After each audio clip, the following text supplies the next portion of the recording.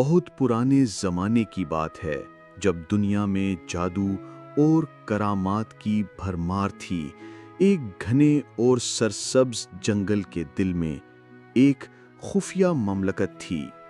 یہ جنگل اتنا گھنا اور پراسرار تھا کہ عام انسان کبھی اس کے اندرونی حصے تک نہیں پہنچ سکتے تھے۔ درختوں کی شاخیں آسمان کو چھو رہی تھیں اور ان کے نیچے سنہری روشنی کی کرنیں رقص کرتی رہتی تھیں۔ اس جادوئی جنگل کی بادشاہت میں شہزادی آریانا حکومت کرتی تھی۔ وہ نہ صرف حسین تھی بلکہ اس کے پاس فطرت کے ساتھ بات چیت کرنے کا انوکھا تحفہ بھی تھا۔ اس کے بال سنہری تھے جیسے سورج کی پہلی کرن، آنکھیں سمندر کی طرح نیلی اور آواز بلبل سے بھی شیریں۔ جب وہ ہنستی تو پوری فطرت خوشی سے جھوم اٹھتی۔ شہزادی کا محل بلوط کے ایک عظیم درخت کے تنے میں بنا ہوا تھا جس کی جڑیں زمین کے اندر میلوں تک پھیلی ہوئی تھیں۔ محل کی دیواریں زندہ لکڑی سے بنی تھیں جو خود بخود بڑھتی رہتی تھیں، اور کھڑکیاں پھولوں کی پنکھڑیوں سے سجی ہوئی تھیں جو موسم کے ساتھ اپنا رنگ بدلتی رہتی تھیں۔ جنگل کے کنارے جہاں جادوئی دنیا عام انسانوں کی دنیا سے ملتی تھی، ایک غریب چرواہا رہتا تھا جس کا نام کریم تھا۔ اس کی عمر 25 سال تھی، قد لمبا، بال کالے اور آنکھیں بادامی تھیں۔ وہ اپنی بکریوں کو چراتے ہوئے ہر روز جنگل کے قریب آتا تھا، لیکن کبھی اس کی ہمت نہیں ہوئی تھی کہ اس کے اندر قدم رکھے۔ کریم کا باپ بچپن میں ہی فوت ہو گیا تھا اور وہ اپنی بوڑھی ماں کا واحد سہارا تھا۔ وہ محنتی اور ایماندار تھا، لیکن غربت کی وجہ سے اسے ہر روز جد و جہد کرنی پڑتی تھی۔ پھر بھی وہ ہمیشہ خوش رہتا اور اپنی بانسری بجاتے ہوئے اپنی بکریوں کو چراتا۔ ایک دن کریم اپنی بکریوں کو چراتے ہوئے بانسری بجا رہا تھا۔ اس کی موسیقی اتنی خوبصورت تھی کہ پرندے اس کے گرد جمع ہو گئے، ہرن رک کر سننے لگے اور ہوا بھی خاموش ہو گئی۔ اس کی آواز جنگل کی گہرائی تک پہنچی جہاں شہزادی آریانا اپنے محل میں بیٹھی ہوئی تھی۔ شہزادی نے اتنی خوبصورت موسیقی پہلے کبھی نہیں سنی تھی۔ اس میں ایک عجیب کشش تھی، جیسے یہ موسیقی اس کے دل کی آواز ہو۔ وہ اپنے محل سے باہر نکلی اور آواز کی طرف چلنے لگی۔ جنگل کے درخت اس کے لیے راستہ بناتے گئے، پھول مسکراتے گئے اور پرندے اس کا راستہ دکھاتے رہے۔ جب شہزادی جنگل کے کنارے پہنچی تو اس نے ایک نوجوان کو دیکھا جو ایک بڑے پتھر پر بیٹھا بانسری بجا رہا تھا۔ اس کے چہرے پر ایسا سکون تھا جیسے وہ پوری دنیا کو بھول چکا ہو۔ بکریاں اس کے گرد بیٹھی خاموشی سے اس کی موسیقی سن رہی تھیں۔ شہزادی ایک درخت کے پیچھے چھپ کر اسے دیکھتی رہی۔ پہلی بار اس نے کسی انسان کو اتنے قریب سے دیکھا تھا، کیونکہ جنگل کے جادو کی وجہ سے عام انسان یہاں تک نہیں آ سکتے تھے، لیکن کریم کی پاکیزہ موسیقی نے جادوئی رکاوٹوں کو پار کر دیا تھا۔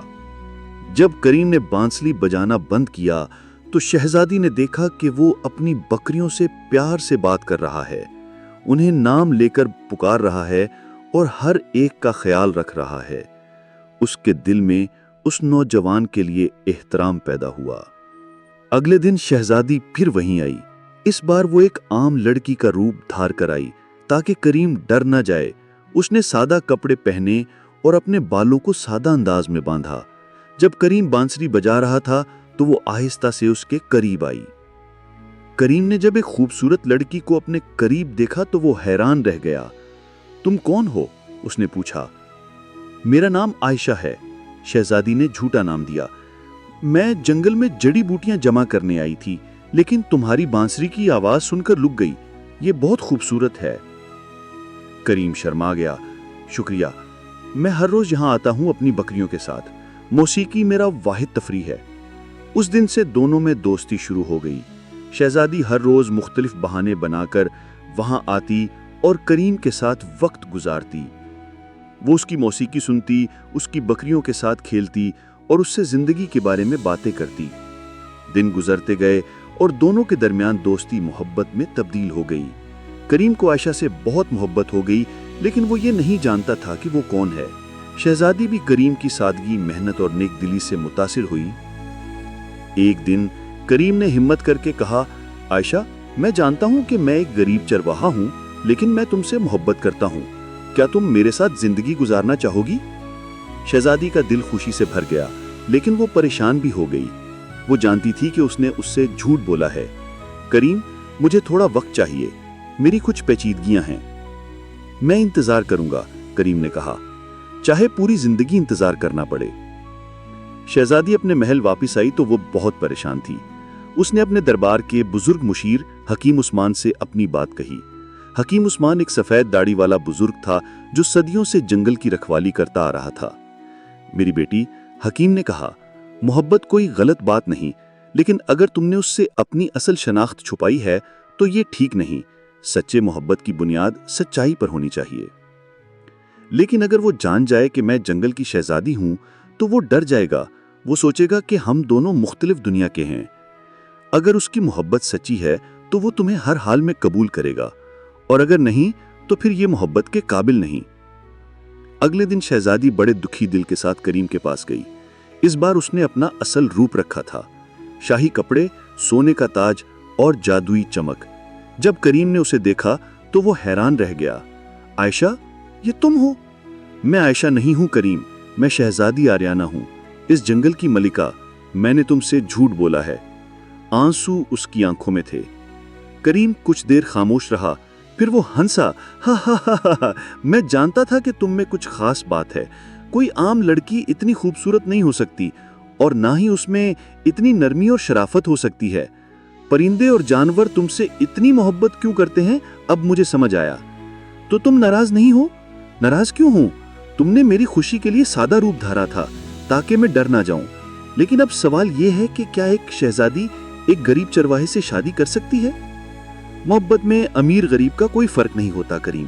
लेकिन आर्याना ने कहा। तभी जंगल में एक अजीब आवाज गूंजी। ये एक बुरे जादूगर जहीर की आवाज थी, जो सालों से आर्याना से शादी करना चाहता था और जंगल की ताकत हासिल करना चाहता था। आहा, तो यहां हो शहजादी, कब से तलाश कर रहा था। और ये कौन है? कोई आम इंसान? जहीर ने हंसते हुए कहा। जादूगर जहीर एक लंबा काला आदमी था जिसके हाथ में एक ताकतवर असा था। उसकी आंखें सुर्ख थीं और चेहरे पर बुरी के निशान थे। वो सदियों से जंगल की ताकत पर कब्जा करने की कोशिश कर रहा था। जहीर, तुम यहां क्या कर रहे हो? आर्याना ने गुस्से से कहा। मैं आपसे शादी का पैगाम लेकर आया हूं मेरी शहजादी। अगर आप हां कह दें तो मैं इस इंसान को बख्श दूंगा, वरना। उसने अपना असा करीम की तरफ घुमाया। करीम आगे बढ़ा। अगर आर्याना से कुछ करना है तो पहले मुझसे निपट लो। जहीर जोर से हंसा। एक चरवाहा मुझसे लड़ेगा? ठीक है, मैं तुम्हें एक मौका देता हूं।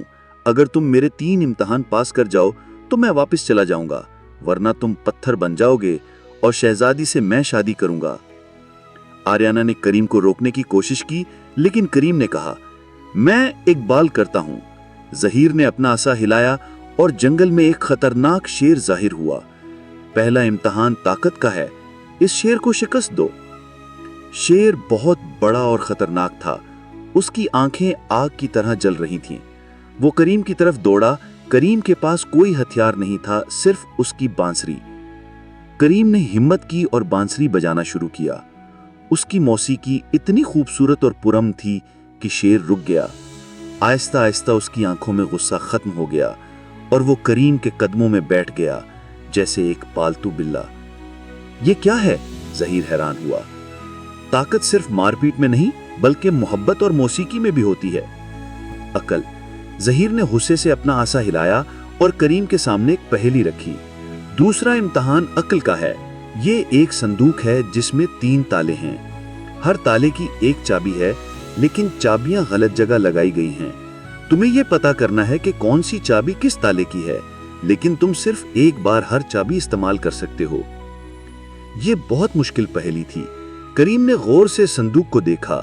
اس نے ہر تالے کی آواز سنی، ہر چابی کو محسوس کیا، پھر اس نے سمجھ لیا یہ آسان ہے۔ اس نے کہا اور صحیح ترتیب میں چابیاں لگائیں۔ صندوق کھل گیا اور اس میں سے سنہری روشنی نکلی۔ تم نے یہ کیسے کیا؟ ظہیر نے پوچھا۔ میں نے اپنے کانوں کو استعمال کیا۔ ہر تالے کی اپنی آواز ہوتی ہے اور ہر چابی کا اپنا وزن۔ میں ہر روز مختلف آوازیں سنتا ہوں، پرندوں کی، ہوا کی، اپنی بکریوں کی۔ ظہیر اب ریاکی بھرا گیا۔ اس نے آخری امتحان رکھا۔ یہ آخری امتحان ہے، دل کا امتحان۔ یہاں دو راستے ہیں، ایک راستے میں بے شمار خزانے ہیں، دوسرے میں شہزادی کو بچانے کا موقع، لیکن تم صرف ایک راستہ منتخب کر سکتے ہو۔ کریم نے بغیر سوچے شہزادی کو بچانے والا راستہ منتخب کیا۔ کیوں؟ ظہیر نے پوچھا۔ تم امیر ہو سکتے تھے، دولت سے کیا فائدہ اگر جس سے محبت کرتا ہوں وہ خطرے میں ہو؟ میری دولت میری آریانہ ہے۔ ظہیر کی شکست۔ تینوں امتحان پاس کرنے کے بعد جنگل کا جادو کریم کے حق میں ہو گیا۔ اصل میں یہ امتحان خود جنگل نے رکھے تھے تاکہ یہ دیکھا جائے کہ کیا کریم واقعی آریانہ کے قابل ہے۔ ظہیر کا جادو ٹوٹ گیا اور وہ ایک عام آدمی بن گیا۔ جنگل کی طاقتوں نے اسے جنگل سے باہر پھینک دیا اور اس پر پابندی لگا دی کہ وہ کبھی واپس نہیں آ سکتا۔ آریانہ کریم کے پاس دوڑی آئی۔ تم نے یہ سب میرے لیے کیا؟ میں نے یہ اپنی محبت کے لیے کیا۔ آریانہ، کیا تم واقعی مجھ سے شادی کرو گی؟ ہاں کریم، لیکن اس کا مطلب یہ ہے کہ تم جنگل کے شہزادے بنو گے۔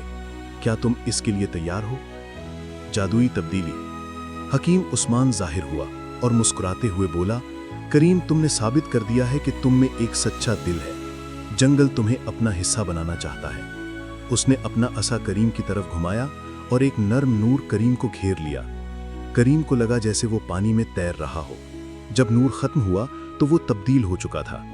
وہ اب بھی وہی سادہ کریم تھا، لیکن اب اس کے پاس فطرت کے ساتھ بات چیت کرنے کی طاقت تھی۔ وہ درختوں، جانوروں اور ہوا سے بات کر سکتا تھا۔ اس کی آنکھوں میں ایک نئی چمک تھی۔ یہ کیا ہو رہا ہے؟ کریم حیران تھا۔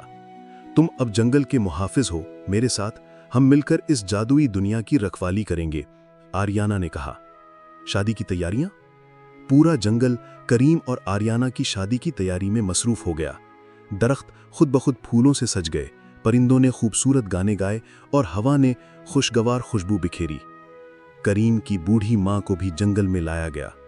جب اس نے اپنے بیٹے کو شہزادے کے روپ میں دیکھا تو وہ خوشی سے رو دی۔ میرا بیٹا، میں جانتی تھی کہ تو کوئی خاص کام کرے گا۔ آریانہ نے کریم کی ماں کو گلے لگایا۔ امی، اب آپ بھی میری ماں ہیں، آپ ہمیشہ یہاں رہیں گی۔